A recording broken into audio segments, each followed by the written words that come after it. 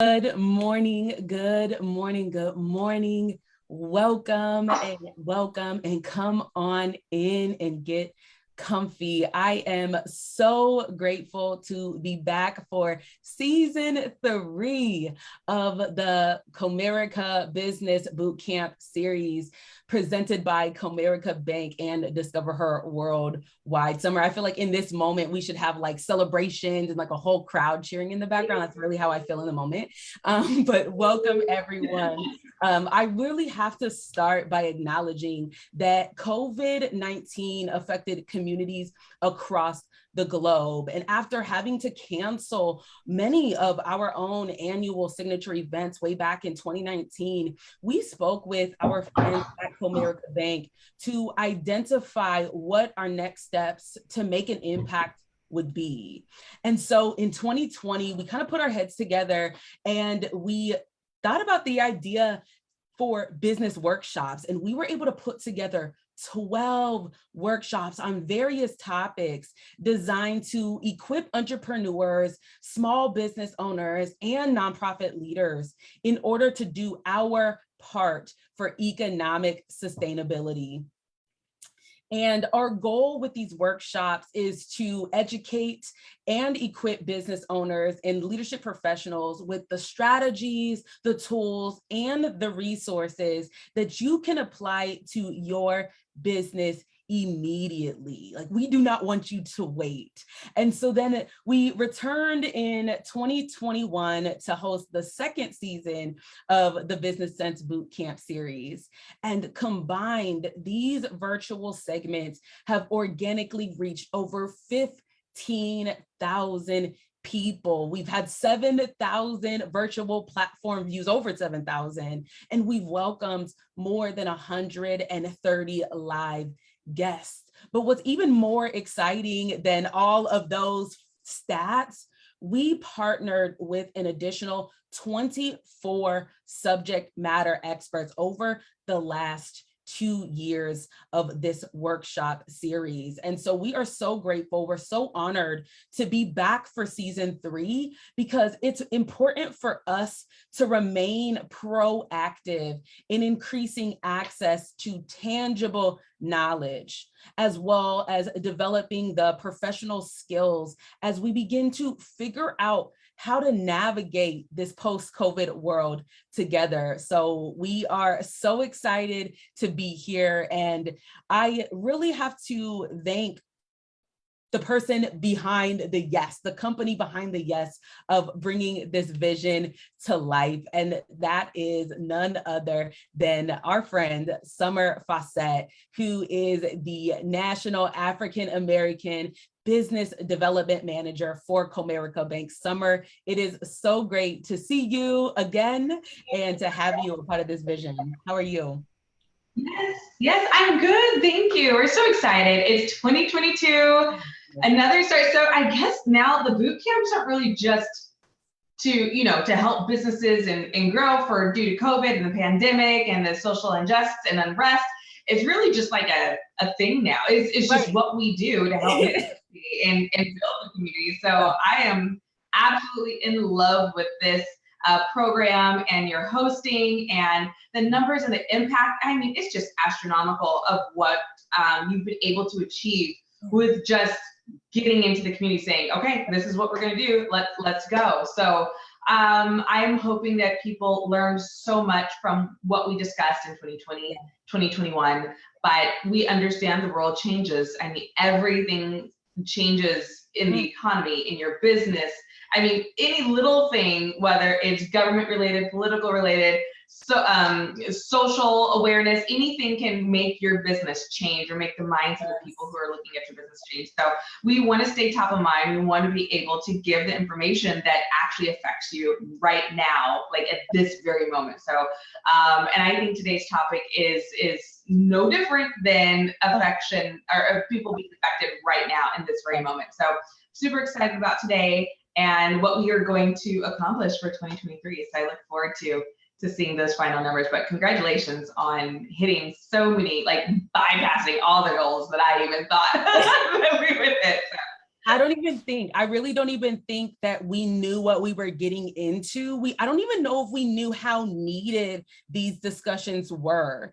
And I kind of, honestly, I prayed. I was like, Lord, what topics are we going to talk about? What do people need right now? Because what I saw during this era of that first year where COVID hit, and it wiped people out. Like we can't ignore that, right? But what I also saw is that the people who had the social media celebrity status, they couldn't maintain that anymore, right? We started seeing people for who they were. We started seeing the character of the people behind these online businesses. But then what I also saw was where people were gapped, where business leaders were gapped, because people started having to raise their hand and say, hey, I don't know what I need to do. Or, hey, I don't know what resources I need to continue to sustain my business in order to put food on the table for my families. The conversation, the needs changed. And so the conversations had to change as well. And so over the last 2 years, we've been able to bring some really prominent subject experts to the table to have these conversations with us, Summer. And this season is no different. And so I will first say, because I definitely didn't even introduce myself, for those of you who are new to me, hey there, I am your host, Margot Blair, and I am an author, I'm an educator, and I'm a strategic advisor, but I am also the founder of DiscoverHer Worldwide Incorporated. And I'm super excited to share that last year, through the midst of all of these things, that DiscoverHer was officially trademarked. And that is a big deal when we're talking about all of the things that we're going to be unpacking through this season and even the last conversations, simply because we're talking about a proprietary framework, right? We're talking about the impact that we are making globally. And so we said, we need to make sure that we are covered, that we are going out there to do what we need to do. And so DiscoverHer is really all about bridging generational gaps between diverse groups of women. And pre-Rona at DiscoverHer, we would do this through personal or in-person, professional and personal development experiences, such as conferences, trainings, and seminars. And so now we have worked with our partners and friends, and we decided to go virtual. And maybe we're going to continue to figure out what hybrid experiences look like moving forward. But again, our focus is to teach the fundamentals that may have been missed, to equip leaders with actionable steps to apply to your business and life immediately. And again, all of this, what happens when we come together, when we are transparent and vulnerable about what we're going through in various seasons, we're able to grow our personal and professional networks. And we'll talk a little bit about this today. But Summer and I didn't know each other from Adam when we first met years ago. And now we're here and I get to sit with her and have these dynamic conversations. And so again, when we go into today's topic, we just want you to be present. We want you to take notes, but we also want you to be active. And so we want you to understand what this season is all about. And so this season, we are really going to be focusing on some important discussions like the one we're having today around developing a business state of mind. And we're also later through the year, we're going to be talking about taxes. We're going to be talking about bridging generational wealth through financial management. We're going to be talking about the art of blogging, which is an avenue that is not utilized, and we need to be sharing our stories. We're going to be talking about the business of speaking, where we learn to use our voice to make a profitable impact. We're going to be talking about the keys to enhancing your customer experience, as well as steps to hiring your first or next team member. And then finally, another conversation that we're having is the top tips for operational management. And so I wanted to share some of the segments that we're going to be talking about throughout this year, just so you know that the conversation this year, we're just going deeper. we're bringing back more subject experts to have these conversations. And we had to start with the one today to get us in position for what we're going to be talking about. And so today's discussion is on developing a business state of mind. Now, as this is the premiere of season 3 of the Comerica Business Bootcamp, I wanted to be sure to start with the discussion that is really silently plaguing many leaders who are working to build impactful and profitable businesses. And if you have been here before, you know that we are usually joined with a subject expert on the topic, but I really felt that today we needed to have a transparent conversation. And so Summer and I are really going to go deep. We are going to share some of our own experiences as business leaders, as entrepreneurs, and then also hear from what it looks like to lead in the corporate sector and lead a team. And so we are going to be open. We want you to be open to receive with where this discussion takes us. Here's why. There have been frequent deaths by suicide in prominent and public figures. And I could not help but to think of the names who did not make the headlines. I could not help to think about the leaders who are currently hanging on by a thread. Some of them are tuning in to this message today or may end up watching the replay for the conversation that we're having today. And so before we dive in, because this conversation can get heavy, before we dive in, we do have to share that this conversation may be triggering for those of you who have struggled with depression, suicidal thoughts, or ideations. And with this, today's conversation will center on making our mental health a priority as we serve and lead others well. Okay, we will discuss confronting and managing anxious thoughts as leaders, right? We are all high achieving women. Hey, fellas in the room, but we are talking to the women today. We are going to share some practical strategies about dismantling self-defeating beliefs and habits. As well, we are going to identify the steps to lead from a place of rest. And I have a really good acronym for REST that we'll be sharing a little bit later today. I also have to share, as we go into this conversation, understand that Summer and I are not licensed mental health professionals. We are leaders, we are entrepreneurs, we are wives, mothers, and we understand that this conversation can require more than what we're going to unpack today. And so with this, we also wanted to be sure to share resources with you that if you ever find yourself in this position, we dropped some details in the chat. If you ever find yourself in a position where you are questioning your existence, where you're contemplating harming yourself, please take advantage of the following resources that are inside of the chat. First and foremost, there is a resource where you can download some scriptures for spiritual warfare and battles of the mind. So there's that resource in there. But even more, when we're talking about the professional support, you can contact the National Suicide Prevention Line, the number, the text line, as well as the website is in the chat. And finally, request to speak to a mental health professional who has the expertise in depression or suicide. And so again, we just wanted to make sure that you had access to the resources before we have this conversation today. We're not going to go deep. We're not going to talk about our own experiences to that extent, but we wanted to make sure that if anything that we talk about today is triggering, that you have the resources available and you know where to go.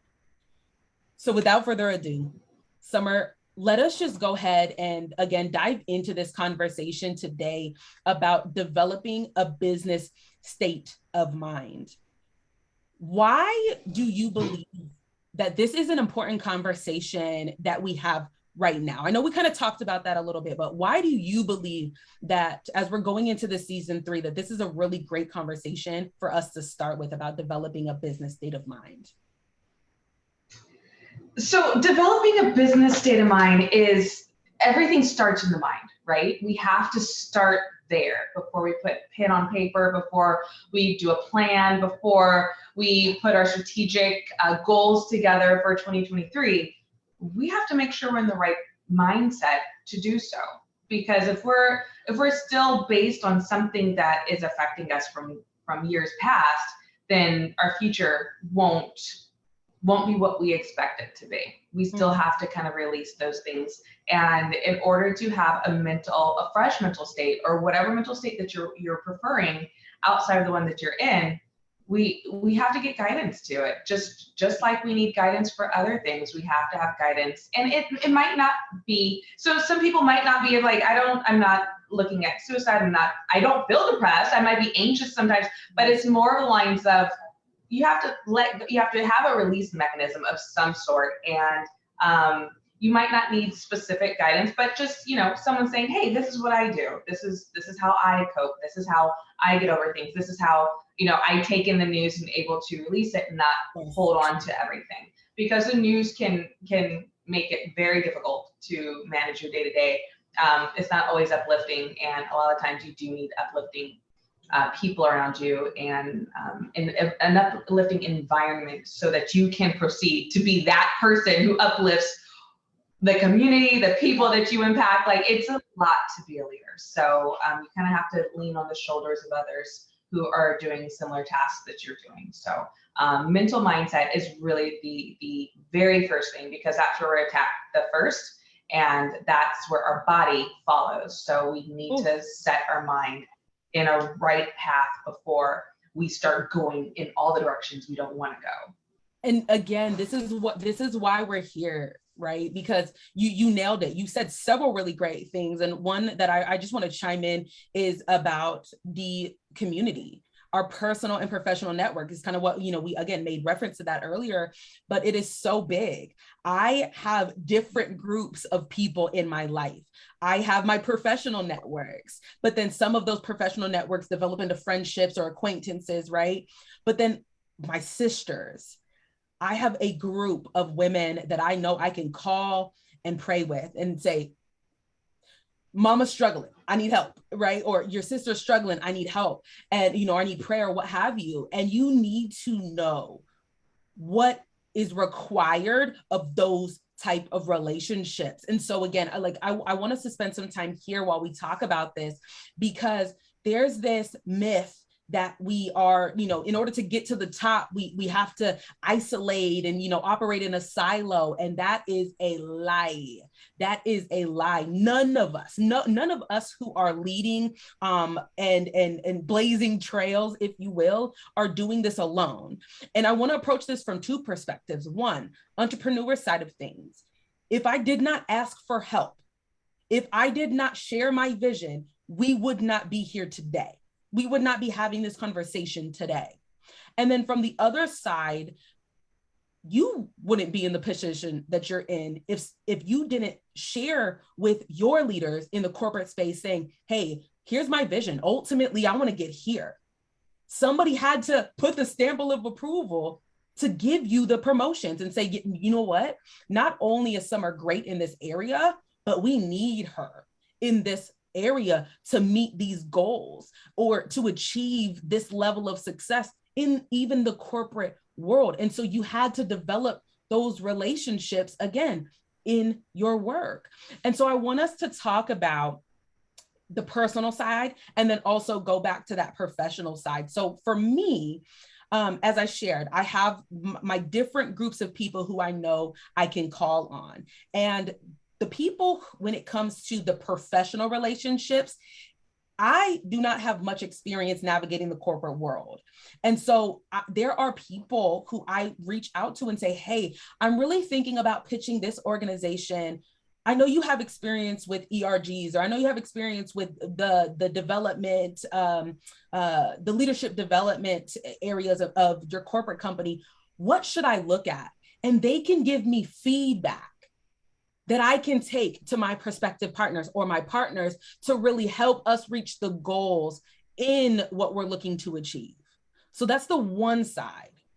But then that personal, again, those personal relationships are so key to know when to reach out, and also say, even though you're the strong friend, sometimes you need to be more transparent and vulnerable. And so, Summer, for you, how do you navigate that? Again, as a leader and you're leading other people, what does that look like for you?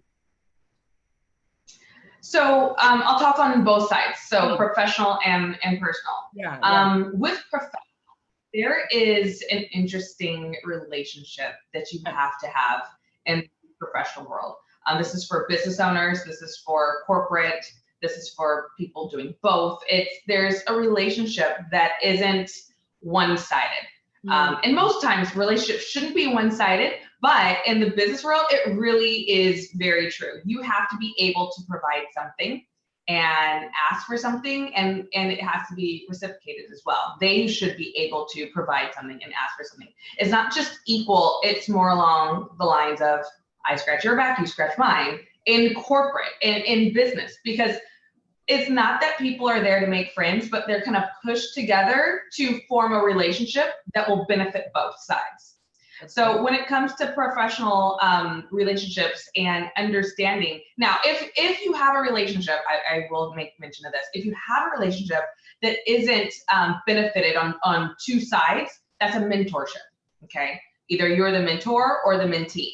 That is something, or that might be someone who is helping you get to a particular position. So mentor, or your champion, or you're someone in the realm to help you get to a particular place. That's not going to benefit them. That might make them feel good for getting you there, but that's that type of relationship. So that can happen as well. But when it comes to relationships as give and take, benefit on both sides, that is something where people know, once you have a relationship with someone in corporate, they know when you have a bad day. If you're in person, it happens. People know if you're having a bad day, they know if you're having a good day, they know if you're getting ready to go on vacation, because your attitude changes, your face changes. So they can tell the ebbs and flows of you just a little bit. And you might have a window to talk to them about certain things. I personally don't go very personal when it comes to work. I don't need them to know my personal life,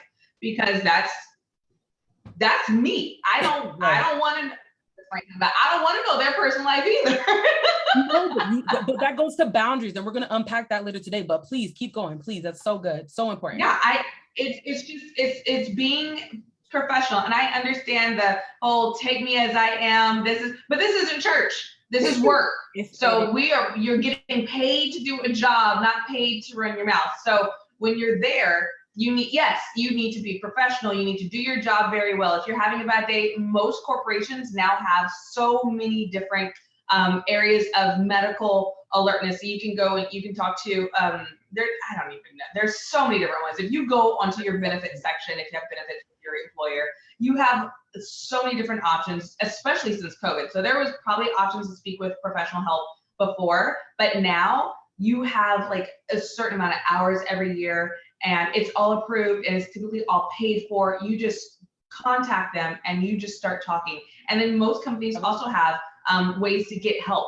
Like there's a particular cohort within the organization that will help you, whether it's financial or mental or stress, or if you need to take PTO, paid time off, take your paid time off. If you need to take what is it called? Where you need to take an extended period of time for mental health. Take that time. Take that time. Understand that you're very important, and guess what? Your job will still be done without you being there. So you need to take care of you, because no one else is going to. No one else is going to. When it comes to personal, now that's a whole nother territory. I mean, when it comes to personal, I make sure I have strong people around me. I don't have weak people around me, period. That's what I have to do, because they look, you can't run past that. It is so big. I'll tell you right now, I'm not the only strong friend in my pack. I'm not. So please, good. And we don't even mention strong people. We are people, because if you were in this area, you wouldn't, there is no strength. I mean, we're all strong people no matter what. We're all leaders, we're all executives, we're all CEOs, we're all, I keep what I want to be around me at all times, because guess what? You're the average of the 5 people around you. And if my average isn't going too hot, I'm going to have to make sure that I rein in the, I'm reining it in a little bit tighter. But honest, yes, you have to keep strong people around me, because if you have a chat, I have a chat with my family. My family's very strong. You know, we have a chat. We said, pray for this right now, pray for that right now. This is what's happening. Let's celebrate this. I celebrate a lot with my friends and family. I don't celebrate with people at work. I celebrate with friends and family. You know why? Because I will celebrate their successes. I will celebrate their wins. I will celebrate health, overcoming certain health issues. I celebrate that with them. They can tell me anything and everything that they want to, that they're doing or going through. And I'll listen. I'll give them my advice, or how I've taken it, and whether they want it or not, because that's what friends do, right? We're gonna give you advice whether you want it or not. And I know if you're not in that position to receive it, I'm not going to say anything, because I have that relationship. We have that bond together. So when it comes to personal, there's just certain things that we are able to do. And you can sit down and have a cup of coffee with your friend or family, and you can cover so many things with just having that contact, that communication. And I think that's what helps, at least me and my professional development and my mindset, is just having people that I can, it's not unloading on, but it's just telling them about my wins, telling them about my losses, telling them what's going on, what do they think, telling, hey, I'm investing in this, what are you doing? This is how much money we made this month, it's a slow month, or this is a fantastic month, best month ever, product is flying off the shelves. I can't tell everybody that. I can tell my friends and family that. And when they're excited for me, that makes me feel better, whether we want to accept that or not. When someone's excited for my win, I feel better. And that's all about feeling better, mental state. So again, you nailed it, right? Because we're taught that we have to focus on the other person, which we have to focus on other people, right? Serving and loving others well. Totally agree with that. But we also have to take note and inventory of ourselves. We cannot be serving and leading at the expense of our own well-being. That is not what the good book said. I'm about to reach for my Bible. We're not at church. That is not what the good book says. And so, we're unpacking this conversation around, the importance of mental health. We talked a little bit about boundaries, but even taking, one step further before we move on is understanding what that means and what that looks like. I no longer answer every call. When I'm at work, as an entrepreneur, my friends and family need to understand and respect. I'm not going to answer my call. Just because I'm working from home does not mean I'm available, sis. Does not mean I'm available, mom. Does not mean I'm available, auntie. No, grandma, I love you, grandma. I know you're probably watching this, but I cannot have a 2-hour conversation right now because I'm working, right? Just like we couldn't pick up the phone if we were in a corporate office. I can't pick up my phone when I'm at my office desk. And then I'll take it a step further. Your girls have been on Do Not Disturb for the last 3 years. Okay. And that's a boundary for me, because I know I would be on my phone, or I would just be looking at a notification or what have you. And so again, that was just, 2 different examples of those boundaries. But then taking it a step further, again, we're talking about the business state of mind. Well, we're not only entrepreneurs, we're not only corporate professionals. Again, we're also wives, and we're mothers. And even if you aren't those things, there's likely at least one other hat that you may wear. And if that is the case, now in regard to boundaries, we also have to have the discussion of work-life harmony. I like the word harmony versus balance, because I believe that that can be misconstrued, or it could be a myth, because with the balance, like nothing's ever equal, right? So what does that conversation of work-life harmony look like? And all of this, again, is going back to the business state of mind. And so, you know, as we are continuing this conversation, Summer, what does that work-life harmony look like for you? Are you the type of person who has like a little bowl in your house that right when you come in from work, you drop your keys, you drop your work phone, and you never touch it again? Or like, what does that work-life harmony look like for you? I think that's a really big part of this conversation with business mindset, right? I think you're so right. And to be honest, I had to learn, because the whole work-life balance came when I was younger, and I was like, oh, I need my time. Oh, work stops. And I realized, I'm like, work doesn't stop. And now what do I do? And I believe work-life harmony comes in phases and cycles, right? It comes in seasons. There are times that you need to put your nose to the ground. You need to block everybody out. You're like, I have these things to do. I need to go boom, boom, boom, boom, boom. And I might be out of commission from the rest of the world for 2 weeks. I need you to leave me alone. Okay. When people say, are you available for coffee? No, I will be available in 30 days, because don't let people break up your concentration. You have to focus when time is needed for you to focus. Otherwise, you can't do your job. And guess what? When you're a founder, when you're an innovator, when you're a free thinker, when you're out of the box thinker, you need that space and time to actually think. If you're constantly doing tasks and then coming home, putting your keys to the side, cooking, going to practices, going to games, this with kids, okay, people with kids.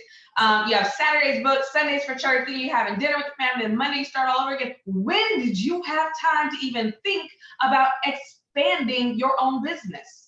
You have to set, and I understand we love Outlook, and we put this on a calendar, we're gonna have a block of 2 hours to think. I'm sorry, my mind doesn't work in just 2 hours to think of an entire year's worth of goals or new innovative ideas. You have to set off.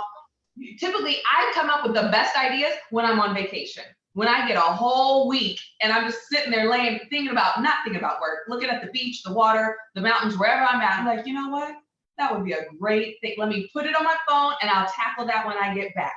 Okay. There are times when you have to set that time. And I do take my vacation. I do leave. I do staycations. I do get massages. I do go to the gym. I do have mental clarity. I do meditate. I do pray. I do set time and have coffee with my mother. I do have coffee with my husband every morning. We have a 30-minute business meeting every single morning. I set these times and goals. And then as soon as that meeting's over, I go to work.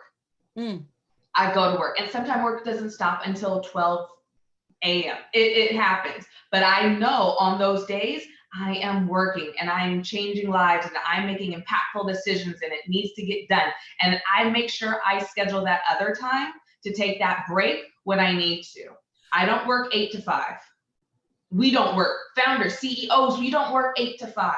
If you want to progress you're going to work hard and then you're going to play hard. I know it's one of those things like, oh, that's just a statement. No, if you work hard, you better play hard. Right. You better take that mental risk. You better do that, because working hard will only last for so long. Wow. So I don't put my keys down. I don't stop working unless I know that I am on that break. But for the most part, I love what I do.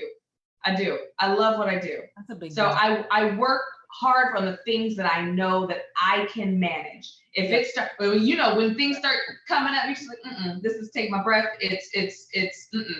You know to shut it down. Yes. If things are becoming too overwhelming, you have to shut it down.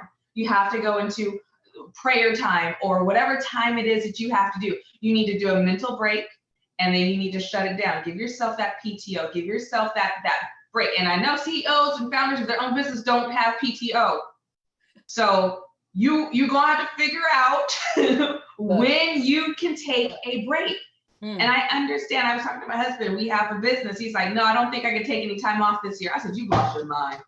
We are taking off time this year. Right. We're going. So even if we go out of state for something for work, we're going to take off a couple days here. to include, since we're already out of state, you know, if we're out of the country, we're gonna do these things. What it looks So like. build that time in around work so that you give yourself a mental break. But as long as you love what you do, you will have a balance in your mind, and you'll have harmony within your spirit, within your soul. You'll have that, and you'll know once that harmony is disrupted, you know you need to switch something. Again, you nailed so many things. First of all, you took us to church there, sis, because again, what we're talking about is so much, there's layers to it, right? When people first break into entrepreneurship, a lot of people talk about, well, I want freedom and I want this. I'm like, honey, the systems that are set up in the corporate work, you don't have that when you jump into entrepreneurship. Most people, I will say this, if you do, let's have a conversation. I definitely want to interview you for this series. We'll add another segment. Here's why. We don't know what we don't know until we experience it. And we're like, oh, error, red flag, something's broken, and we got to fix it quick, because we end up losing money, or we end up missing out on a client, or, right? And so several of the things that you touched on are really important. One of them I want to just like, let's pull back. Every year, every corporate business and the business owners who want to do well do annual planning. We don't do annual planning in January. We do our annual planning in quarter 3, quarter 4, and that's quarter 4 is pushing it already. Like you're already late if you're there. And I want to break this part down, you know, as we're going into the next topic around capacity, because again, this was one I'm like, oh my gosh, we have to talk about this. When we're talking about the annual planning and you were talking about, you know, taking vacations, taking that time, all of this, I unpack it in quarter 3, beginning of quarter 4. I know what projects I'm working on through the year. Ideally for me, the way we approach it at our consulting company, we do one big project at each quarter. That's it. We don't do, 12 big, that's crazy. We do one big project a quarter. And then honestly, depending on how large those projects are, we may be even able to do 2 projects and focus on them throughout the year. And so you need to it needs to be understood, because I don't want to attack anybody. What needs to be understood is the importance of vision casting. What is the vision for your business? As we're talking about business state of mind, what is that vision? What are you actually looking to achieve this first year, this next year in your business? When you get that vision, break that down, compartmentalize those goals into mini milestones. And then again, smaller goals from there. And so again, just to recap this piece, what do I want to accomplish by the end of the year? I break that down into the quarter. After I break that down into the quarter, what do I need to do in this 3-month sprint? What needs to be achieved? Okay, great. Now I have 12 weeks. What do I need to do each week? At the end of each week, I know, have I achieved this or no? Because I'm not waiting until week 6 to be like, yeah, I didn't meet my goals 6 times over the last 6 weeks, because I will already know each week when I go back and check if I'm on track to meet my quarterly goal. If you need to hear that part again, please re-listen to this message, because this is so big on, when we're talking about moving forward and advancing into this stage as business leaders, right? Again, whether you are new to the entrepreneur world or you're a seasoned entrepreneur and you really haven't figured out this work-life harmony thing, if you feel like you're always playing catch up, if you were like me, this was me up until probably a year and a half ago, and there's still residue that I'm cleaning up now. You are manually operating every element of your business. It's a no more for me. I had to take inventory of what was broken. I had to learn what systems that I needed to establish. And then once they were up and running, only then could I bring in a VA. Only then could I bring in other team members to manage those roles, as if it's what we see in the corporate business. They've established a system and they bring a person on. You said it earlier, Summer. You said, when you take your time off, your job will still get done. Your company may value you, but they still have their goals that they need to achieve, right? And the difference in your business for the entrepreneurs in the room, if you walk away and you don't have your systems, your business does not operate without you. That is not a business. We want you to be in a place where you are operating from a sustainable position.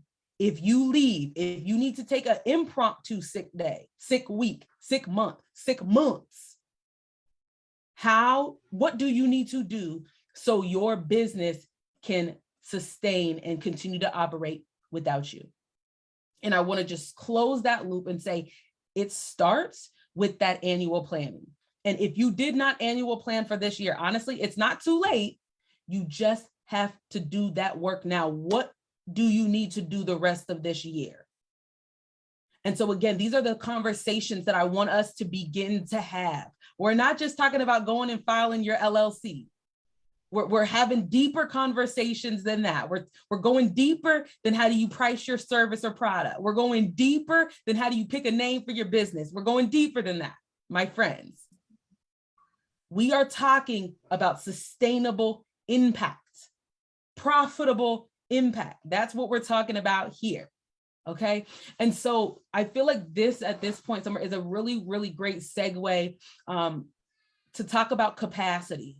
And I feel like we can really kind of close the loop for the conversation today, for today's segment on capacity. You are not just a corporate professional. You are not just let me back up, because I really want to give context to when we're talking about capacity. I want you to talk a little bit about your role, this new role that you transitioned to over the last year.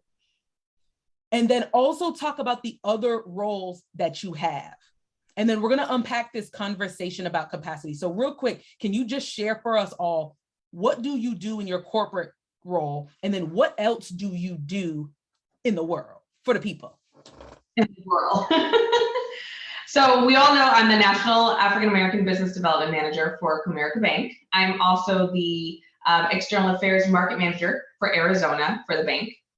So I handle the budget for Arizona, and I handle African American business development for abroad, for everything, basically. So I do travel with that role. I do what we're doing now. After this, I'm going to go talk to middle school 8th graders about be what you can see type things. Let's look and dive deeper and do some financial activity there. And then I'm flying out right after that to go to California to talk to 10,000 students from for a Black College Expo. So that's what I do for Comerica Bank. Yep. I have a separate business, and it's me and my husband that own it 50-50. It is a pet nutrition company. And this is a daily business. We have 7 employees. So we manage the employees. We handle about 10 farmers markets every week.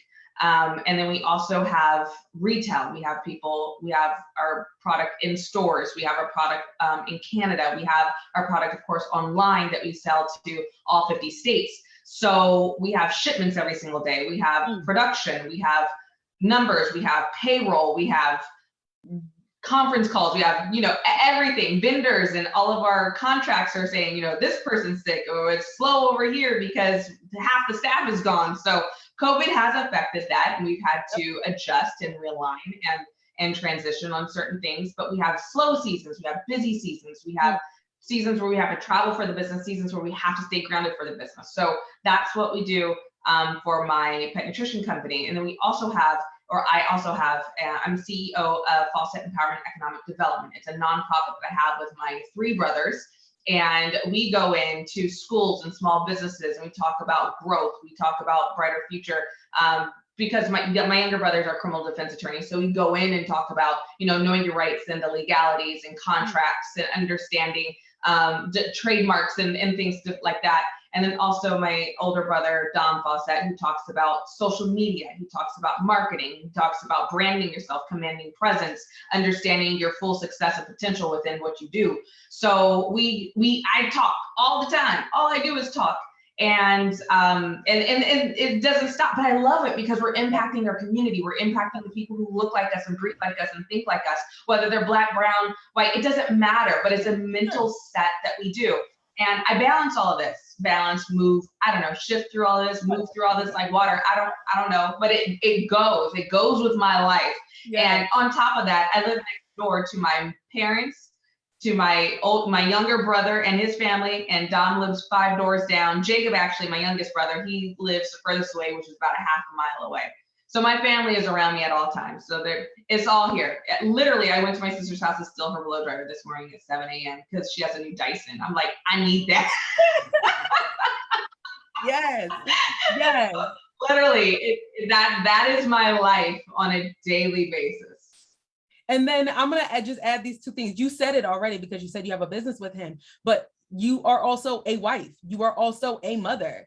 And I mean, is there anything that you have to do as a wife and a mom, or like do those things? We gotta make sure dinner is ready. So I said, you know what? I have this conversation with my husband. Look, we'll figure out dinner Monday, Tuesday, maybe Wednesday, but after that, nope. It's a free. Hopefully there's some leftovers. Hopefully you can go to AJ's and pick up some salmon, or whatever. But we have to do things. So we decided to do intermittent fasting so that we don't have to worry about dinner too late. So yes.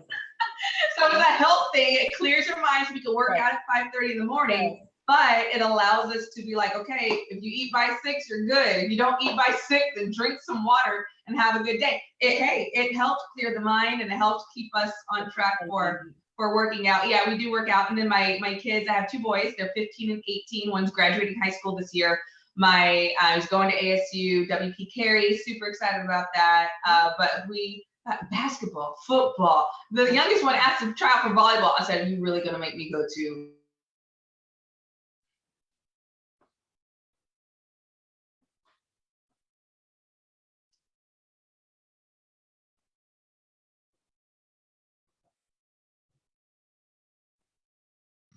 There we go. Okay. Are we back? Yep, we're back. We're good. Okay. Sorry. So, but yeah, so games are constant. Life is constant. It's just, and I put everything in my calendar, to be honest, so that I block off time, especially for my kids, because if I have a game that I need to be at, and honestly, games start at 4 p.m.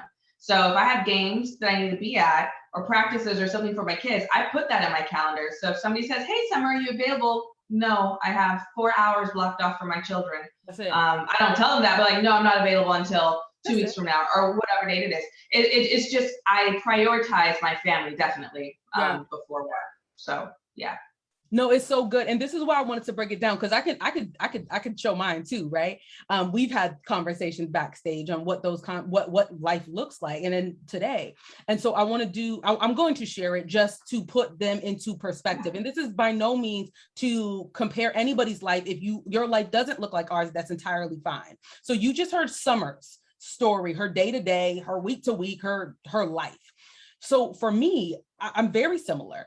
I have a for-profit. I have a nonprofit organization. My husband and I lead a ministry, a virtual ministry. Under that ministry, there is an entire women's community. We ended up in the last 4 months growing that community, 5 months now, growing that community from 40 women to over 300 women inside of the Way of Kingdom Woman. That is not easy work, right? We have to be committed to that. There's content, there's meetings, there's things that we do there. In the matter of felt just like this, I went from being a solopreneur in a sense with that ministry to now having a team of 10 women. And they're all different people. And so learning how to lead them well and develop the systems and support, that requires a lot. My wife and mama of 3, I have bonus children, and then I have a toddler who's potty training and doesn't like his clothes. Right. So, so there's that life. And then even in addition to that, I am also a doctoral candidate, and that has its own life. We'll leave that there. That, being a doctoral student has its own life.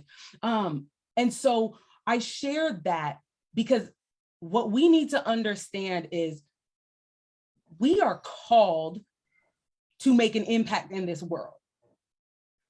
Our purposes, the things that we do, may look different. Your life may not look like Summer's right now. Your life may not look like mine right now. Whatever your life looks like, you still need to understand what capacity looks like and what it means.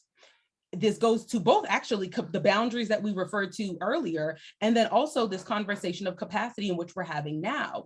Part of the reason why I wanted us to identify, like, okay, what do we actually have going on in life, since we're over here having a 1 hour, 90-minute conversation, that's time from our day that we not only just sat here and had this conversation, but we had to prep for this. We had to engage and market. There were other things that went into what we do. Part of the reason this is an important conversation when we're talking about the business state of mind, as leaders, we need to understand capacity. So Summer, I want to ask you this. How did you know that you were ready, or that you had the capacity to manage both your corporate career, run businesses, serve on boards, and do all the things that you do? How did you know that you had capacity? Sometimes I wouldn't know until it was too late. Ooh, so I would say yes, yes, yes, yes, yes. And then I'm just like, no, I can't handle this. Ooh, and I will say, I'm 40. So I was saying yes a lot in my 20s. I was saying yes a lot in my 30s, but I don't say yes as much now. And that's where I know what I can do now. I know what I don't want to do now. And I won't do things that are going to take too much from me. I do serve on about 7 boards, but I let these people know, I let the people who are asking me know. I tell them, look, don't ask me to write down. Don't ask me to do minutes. I'm not going to. Some of them are like, I'm not going to participate that much. I'm going to be in there as an advisory position. I'll give you my opinion. I'll give you what I see. I'll give you economic details.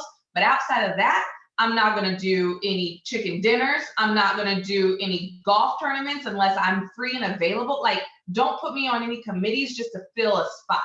I'm not the one. If this doesn't work for you, then I can go. I am good to not be on a board. But some of them will say, yes, that works. We just need you. And you'll get to that point if you're not there, and you'll realize people need you for you. They don't want you to take notes. They don't want you to fill a seat. They don't want you just to be on the picture. They need you and all the experience that is surrounded by, yes, they need that mental, they need that intelligence that you've built years upon years to build.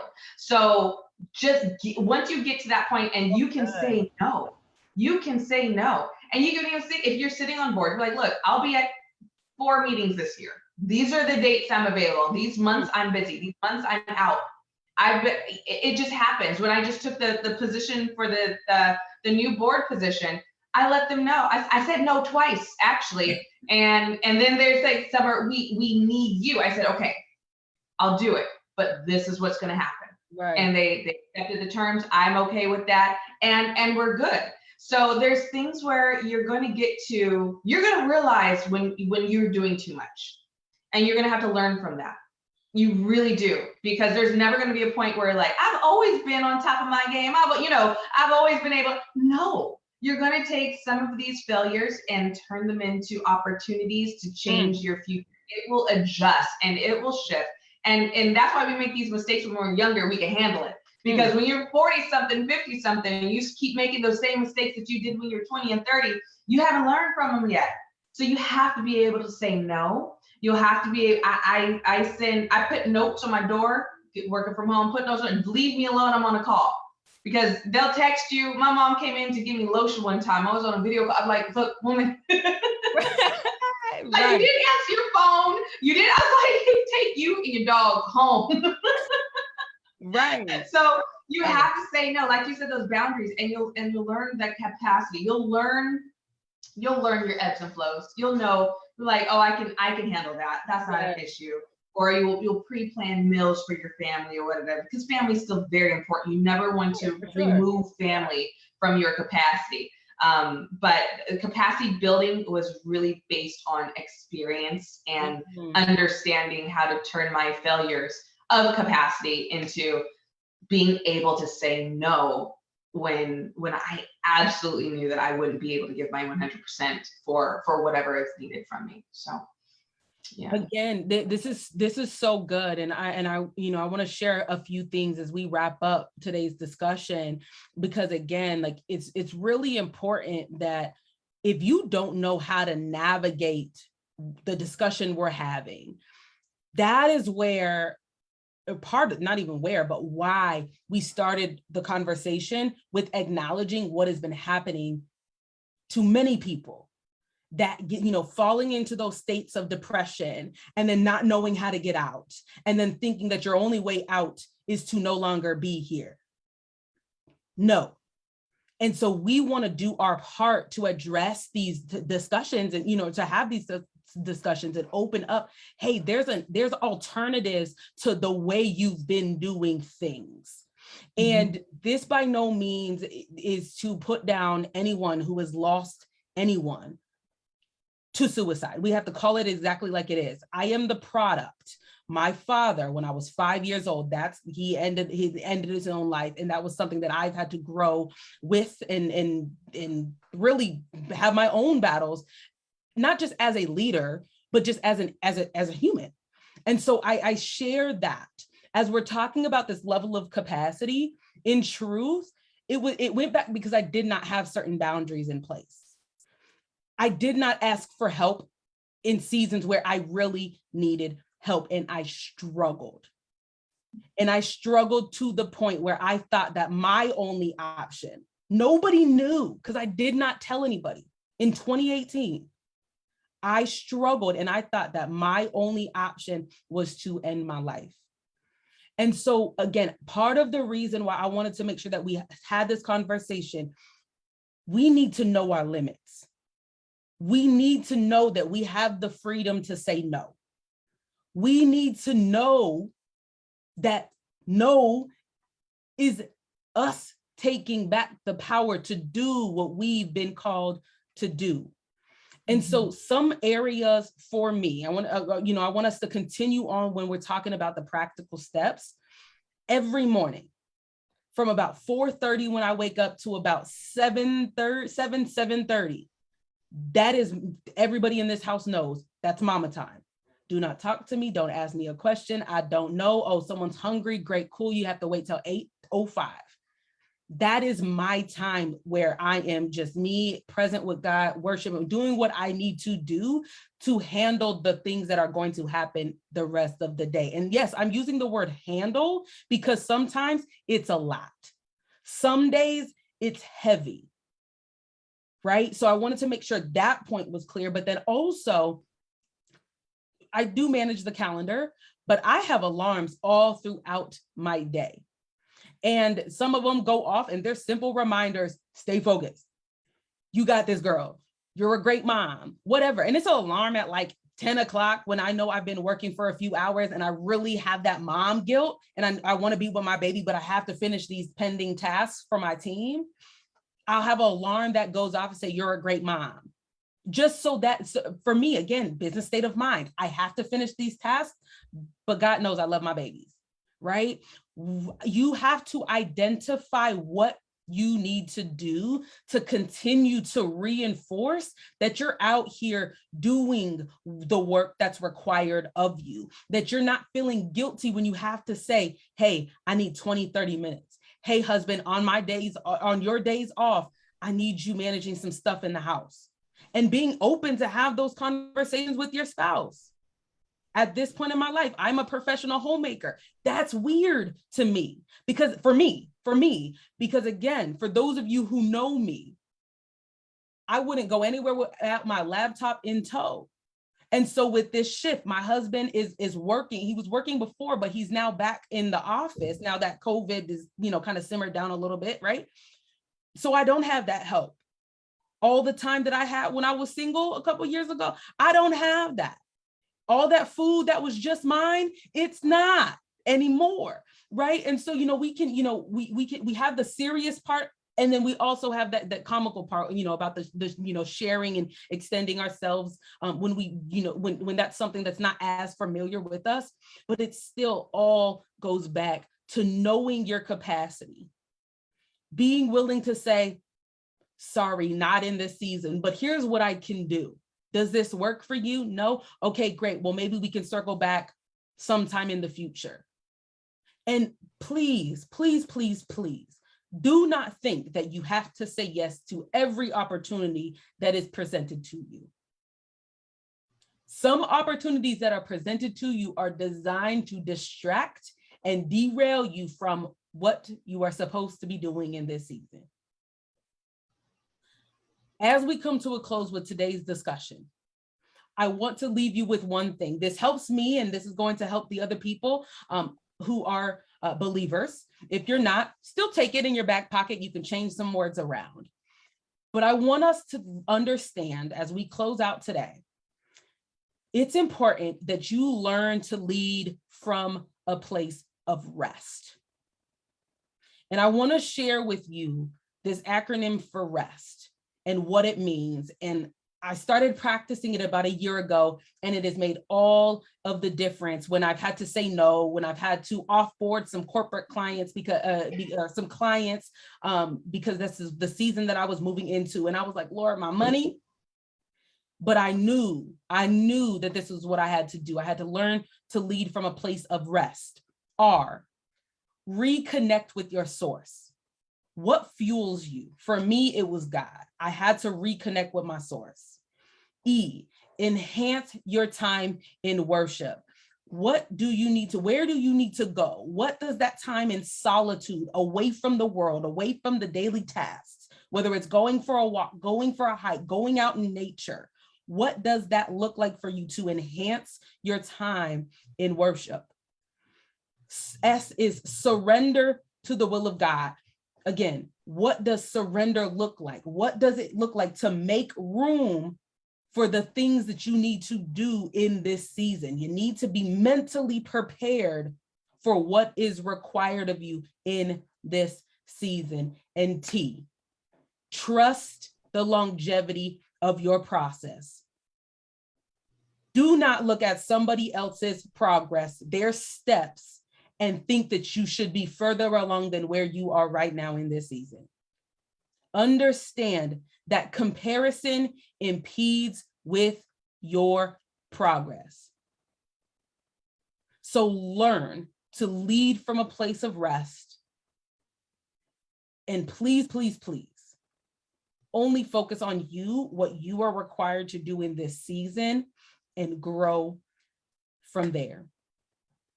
So today's discussion has been on developing a business state of mind. We opened up this conversation because we know that in this season, some leaders are struggling.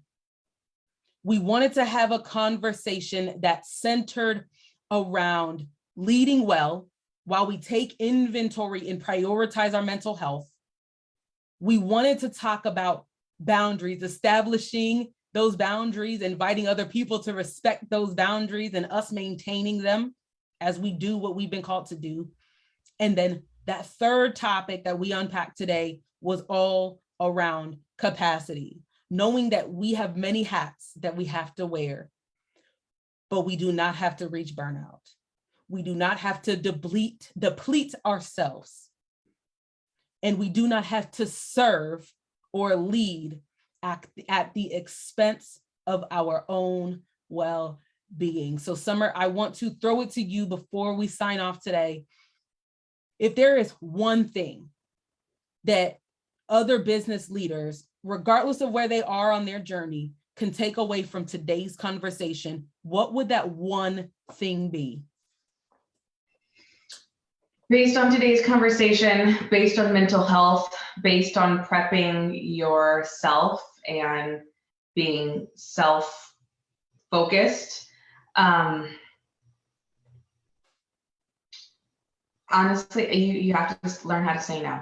I know it sounds simple, but that's what helped me, is learning how to say no. So I send that out to everybody, because everything else might be harder, but no is probably the easiest thing that you can do right now to change certain things.